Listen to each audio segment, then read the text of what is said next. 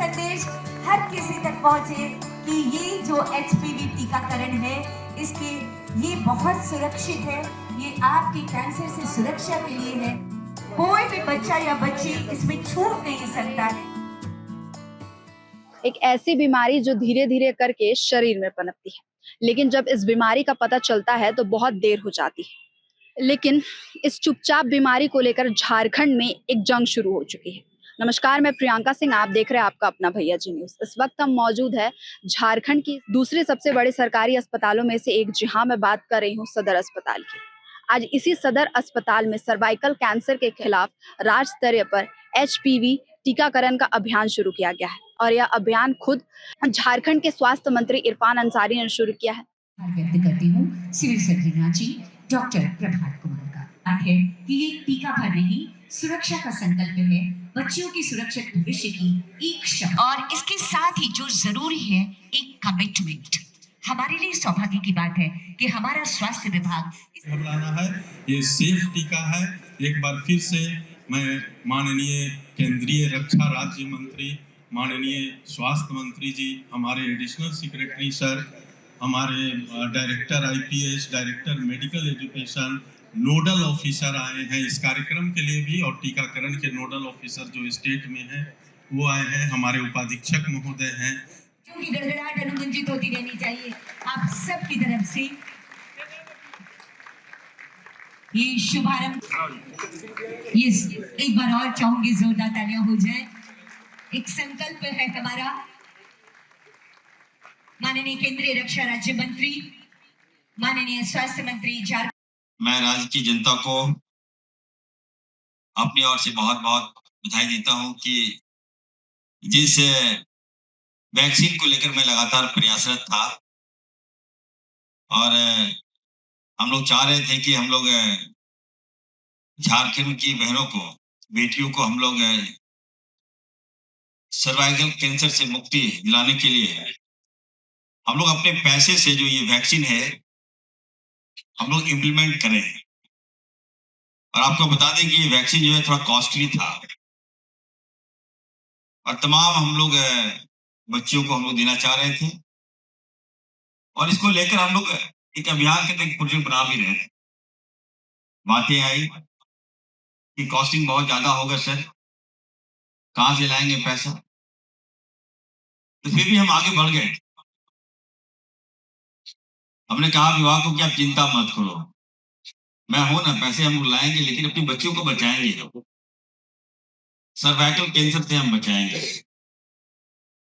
इस दिशा में हम आगे बढ़ रहे थे, लेकिन जब मैं देखा कि देश के प्रधानमंत्री जी ने आज के दिन अजमेर से इस अभियान की शुरुआत किए हैं और मुफ्त में ये जो वैक्सीन है देने का जो कार्यक्रम है, निश्चित तौर पर मैं अपनी ओर से देश के प्रधानमंत्री जी को बधाई देता हूँ।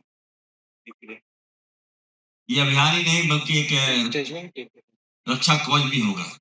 आज सर्वाइकल कैंसर से हम लोग जूझ रहे हैं। जब मैं देखता हूँ, अभी बता रहे थे कि अरुणाचल प्रदेश के बाद सबसे ज्यादा ग्रसित हमारा झारखंड है, और हर जिले में ये बीमारी है। हम लोग अभियान लगाते हैं, कैंप लगाते हैं हम लोग, और प्रयास करते हैं कि इस बीमारी से हम लोग कैसे छुटकारा पाए। तो निश्चित तौर पर ये जो अभियान है, मैं तमाम लोगों से आग्रह करूंगा कि डरे नहीं। अभी सिविल सर्जन ने विस्तार पूर्वक बताया कि हम लोग जब कोविड का वैक्सीनेशन ले रहे थे, लोग डर रहे थे वैक्सीन ले कि नहीं है, क्या होगा, साइड इफेक्ट होगा, सही है कि नहीं है। तरह तरह की कंपनियां भी आई थी, लेकिन सभी ने वैक्सीन लिया कोविड का।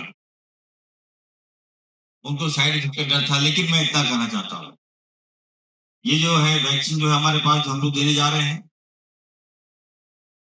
एचपीवी वैक्सीन जो है, इसका साइड इफेक्ट कुछ नहीं है। थोड़ा बहुत बुखार वगैरह लगेगा, तो उससे चिंता करने की बात नहीं है। हम यहाँ हमारे बीच हमारे हिंदुस्तान के, हमारे भारत के रक्षा मंत्री जी हैं।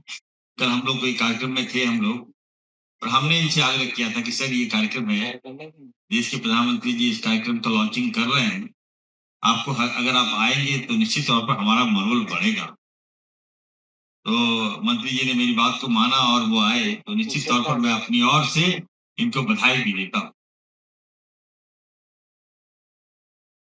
लेकिन जब बातें विकास की होगी, बातें जब सुरक्षा की होगी और बातें जब स्वास्थ्य की होगी, तो वहां पर हम लोग राइटिंग नहीं करते।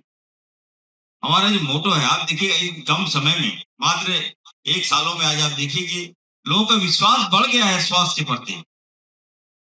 लोग अब जागरूक हो गए हैं। आप सदर हॉस्पिटल की बात करते हैं, रांची सदर हॉस्पिटल को देख लीजिए, राज्य के कई अन्य सदर हॉस्पिटल की आप व्यवस्था को जाके देख लीजिए। मैं गारंटी देता हूं, मैं चुनौती देता हूं, ये मान सकता हूं कि हाँ थोड़ा डॉक्टर्स की कमी है हमारे पास, लेकिन अभी जो भी डॉक्टर हैं अच्छा काम कर रहे हैं। हम लोग जनता की सेवा कर रहे हैं। स्वास्थ्य में गारंटी जो था वो मैं देने का प्रयास कर रहा हूं, और मैं तमाम लोगों से भी आग्रह करता हूं कि कहीं कोई खामियां, मीडिया बंदियों से मैं आग्रह करता हूं, स्वास्थ्य व्यवस्था को मुझे सुधारने दें। प्राइवेट व्यवस्था और सरकारी व्यवस्था, ये अंतर है। सरकारी व्यवस्था की खामियां नहीं बता पाते हैं आप, लेकिन सरकारी व्यवस्था में कहीं डॉक्टर नहीं है, हम कहीं इलाज नहीं हुआ, दवाई नहीं मिला रहे, आप हमको प्रमाण दीजिए।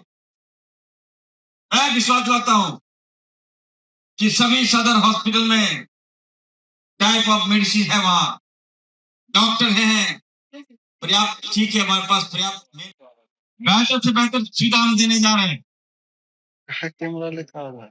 कल आपने देखा होगा कि सदन में कुछ बातें आई, हमारे विधायक ने प्रश्न किया कि कोविड में हम लोगों ने ऑक्सीजन प्लांट लगाए थे दिखाना जो पड़ता खराब हो है। गए।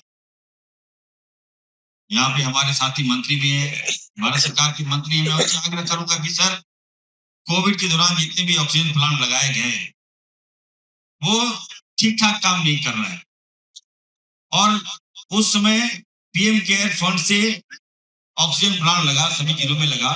हम लोगों को लगा कि उससे लोगों को राहत मिलेगा, हम अपने लोगों को ऑक्सीजन दे पाएंगे। लेकिन सर बना के चला गया, सेटअप करके चला गया, लेकिन अभी तक वो काम नहीं कर रहा है और मशीनें खराब हो जा रही है। जो नंबर था हम लोग फोन कर रहे हैं, लेकिन कोई रिस्पांस नहीं मिल रहा है, हमारे लोग उसको नहीं बना पा रहे हैं। तो मेरा आपसे आग्रह होगा, जब मशीन आ गई है, इतना कॉस्टली मशीन है, ऑक्सीजन प्लांट है, तो मैं भारत सरकार ने ही प्लांट को लगाया है, तो हमारे रक्षा जो मंत्री है संजय सेठ साहब, मैं आग्रह करूंगा कि आप दिल्ली में जाके कम से कम मॉनिटरिंग करें कि किसने दिया ये प्लांट। कोई नंबर नहीं लगा रहे हैं, फोन तो लगता ही नहीं है, और मशीनें खराब है, और क्वेश्चन कर रहे हैं मशीन खराब हो गया, प्लांट खराब हो गया। तो इतना पैसा लगा, उसके बाद भी अगर मशीनें खराब हो जाए तो ऐसा नहीं होना चाहिए। मैं हमें यकीन है कि हमारे जो संजय सेठ साहब हैं वो निश्चित तौर पर इस मामले को देखेंगे, और जहाँ जितने भी हमारे ऑक्सीजन प्लांट खराब है उनको कम से कम मरम्मती करा देंगे, ठीक करा देंगे। मुझे उम्मीद है कि मेरी बातों को आप दिल्ली तक पहुंचाने का काम करेंगे। मैं फिर से मैं कहूंगा, देखिए हमारी टीम है सर, हम लोग काफी अच्छा कर रहे हैं। की उम्र अभी नहीं हुई है, होने वाली है, 14 से 15 साल की जो होती है। नेशनल हेल्थ मिशन का ये इनिशिएटिव है जो 2023 से चल रहा है।